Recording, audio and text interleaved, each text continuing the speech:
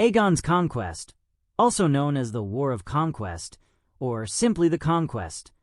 4. Was the first of the Wars of Conquest initiated by Aegon Targaryen to conquer the continent of Westeros. Supported by his sister wives Rhaenys and Visenya, and their dragons Meraxes and Vhagar, as well as his own Balerion, Aegon successfully unified 6 of the 7 kingdoms of Westeros under the invading forces of House Targaryen within 2 years. Only Dorne was able to successfully resist Aegon's conquest. Despite its name, the conflict was not entirely resolved on the field of battle, as some regions and houses of Westeros actively supported the Targaryen war effort, while others voluntarily surrendered to their might. Upon the conclusion of his conquest, Aegon was crowned by the High Septon as the first king of the Andals and the first men, establishing the ruling Targaryen dynasty of the Seven Kingdoms for the next 3 centuries. Aegon's coronation date subsequently became the basis for the Westerosi calendar, with maesters tracking years from before and after Aegon's ascension to the throne. The Targaryen family had moved from Valyria to the island stronghold of Dragonstone some years prior to the Doom. When the Doom took place, the Targaryens were the only family with dragons to survive the cataclysm. During the following century, the remnants of the Valyrian Empire tore themselves apart, leading to the formation of the Free Cities and the liberation of Giscard and the cities of Slavers Bay. Roughly 1 century after the Doom, Aegon Targaryen and his sister wives, Rhaenys and Visenya, were in the island of Dragonstone. Before Aegon invaded Westeros, the Storm King Argilac of House Targaryen feared that Harren the Black of House Hor, the ruler of the Iron Islands and Riverlands, would soon attack his lands. Argilac sought an alliance with Aegon, but the communication didn't go well, ending up with Argilac, known as the Arrogant, amputating Aegon's envoy. This was the excuse that Aegon had been waiting to use his armies and force on Westeros. He sent ravens to all 7 kingdoms demanding their submission. Aegon landed strategically at the mouth of the Blackwater Rush, in the disputed lands between the Riverlands and the Stormlands, so that Argilac and Harren could not decide on who should take action against him. He raised a primitive castle, where 3 centuries later would be the city of King's Landing. He unfurled his own banner in the manner of the houses of the 7 kingdoms, with a red 3-headed dragon breathing fire upon a black field, and declared himself king of the whole continent. War in the Riverlands. Aegon's forces made war upon Harren the Black. Aided by a popular uprising against the Ironborn led by House Tully, Aegon eventually bottled Harren up in his massive castle of Harrenhal. Harren refused to surrender, considering his castle impenetrable. Aegon had his dragon Balerion burn the castle with such ferocity that the towers melted like candles, roasting Harren and the other remaining members of House Hor alive.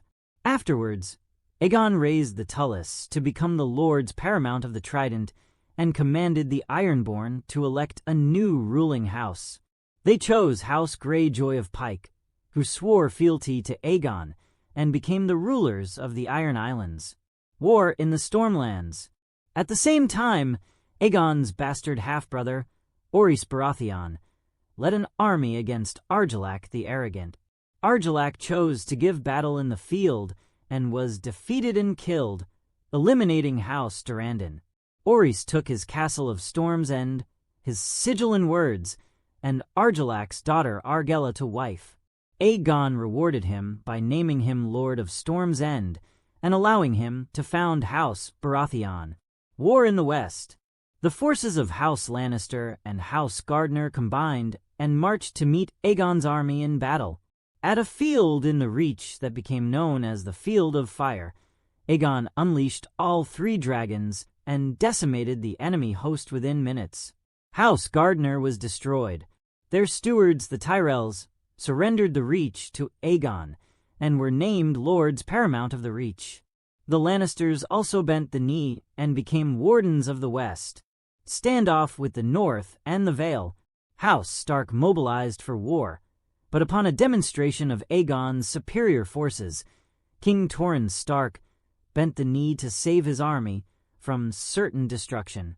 For his submission, Aegon named him Warden of the North. The Starks thus emerged from the war without actually fighting.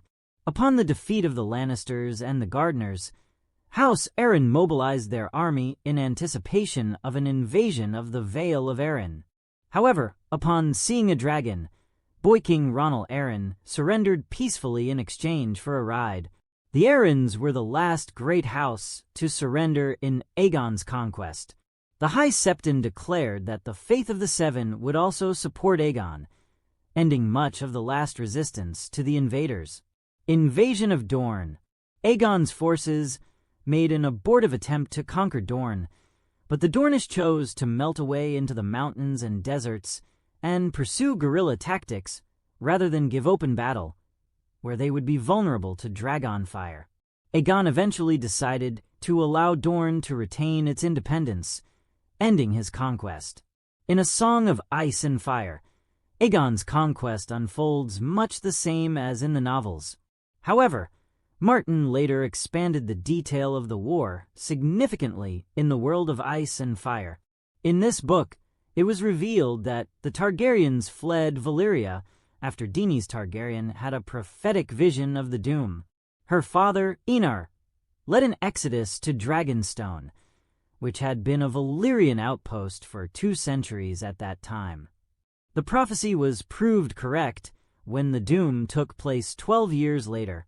A century later, Aegon the Conqueror, born 27 years before the conquest, began making his plans. He visited Westeros in secret and gathered intelligence on the loyalties and divisions between the noble houses. However, the war started due to an act of hostility by the Storm King. Argilac Durrandon proposed an alliance with Aegon against the Ironborn, as he feared that once Harrenhal had completed her Enel, he would invade the Stormlands.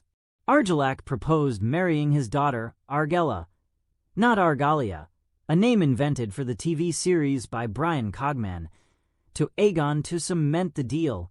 Aegon, already married, twice over, instead suggested that Argella marry his half-brother Orys. Argilac, furious, had Aegon's envoys' hands cut off and sent back to him, saying those were the only hands a bastard could expect of him. Aegon sent ravens to the rulers of the Seven Kingdoms, demanding their loyalty and threatening them with destruction. Shara Arryn, Queen Regent of the Kingdom of the Mountain and the Vale, instead offered a mutual alliance on the condition that Aegon marry her and make her son, the infant King Rhaenys Arryn, his heir.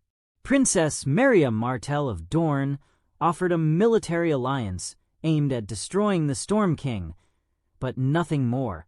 Aegon ignored both offers. Aegon's army of fewer than 3,000 troops landed at the mouth of the Blackwater, where he declared himself king of the Seven Kingdoms.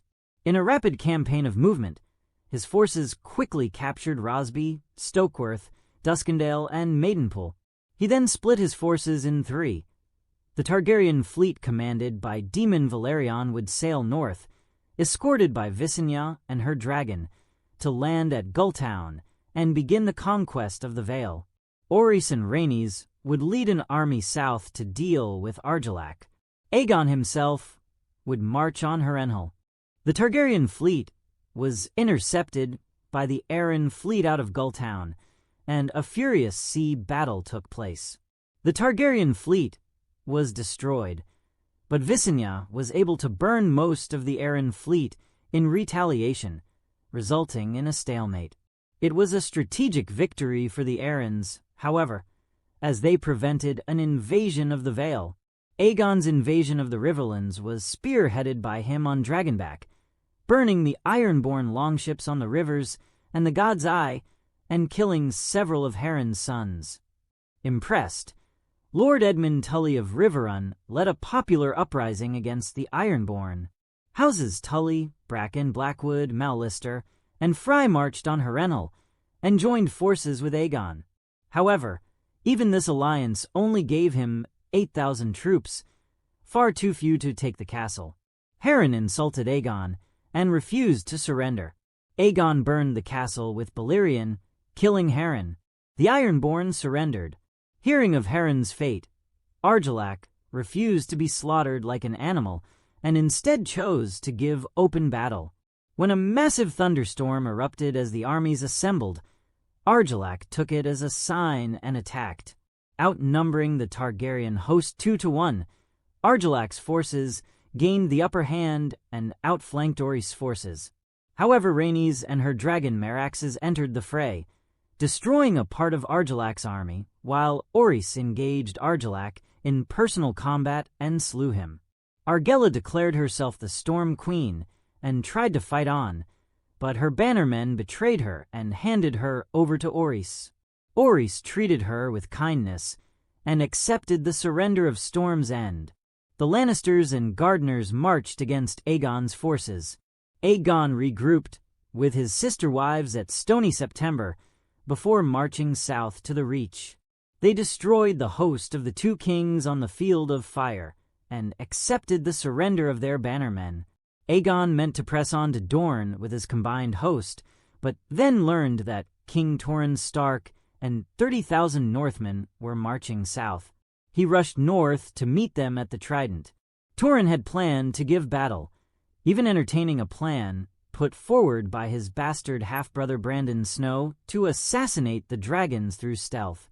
Still, upon seeing Aegon's vaster numbers and dragons, he knew he could not subject Westeros to another field of fire. He sent 3 maesters to negotiate a surrender and then knelt before Aegon, who named him Lord of Winterfell and Warden of the North. The Arryns had also assembled a mighty host at the Bloody Gate and were preparing for war. However, choosing a different tactic, Visenya flew her dragon straight into the courtyard of the Eyrie, where the young boy king Ronal was playing. When his mother came out of the castle, she found Visenya had already negotiated the peaceful submission of House Arryn with Ronal in return for being given a ride on her dragon. The Arryns also bent the knee to Aegon. Rhaenys led an army into Dorne, only to find the holdfasts empty and the armies of Dorne scattered into small bands that constantly harassed her supply lines. Frustrated, she flew to Sunspear to confront Princess Merya Martell, the so-called Yellow Toad of Dorne. Merya, 80 years old, blind and almost bald, defied Rhaenys to her face, telling her that Dorne would never surrender. Fearing that the cost of taking Dorne would be ruinous, Aegon agreed to allow it to remain independent. Aegon triumphantly entered Old Town and was proclaimed King of Westeros, ending the conquest after 2 years.